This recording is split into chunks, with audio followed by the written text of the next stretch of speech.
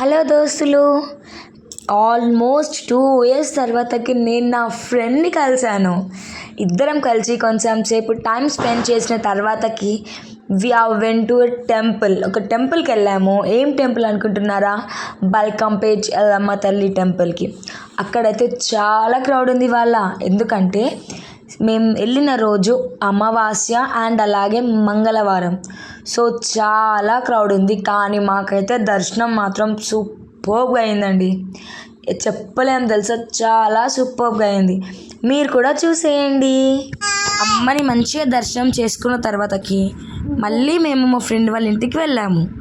So అక్కడ మేము ఒక 2 hours మంచిగా టైం స్పెండ్ చేసాము. ఆ తర్వాతకి నేను మా ఇంటికి వచ్చేసాను. ఇలా నా డే ఎండ్ అయ్యింది.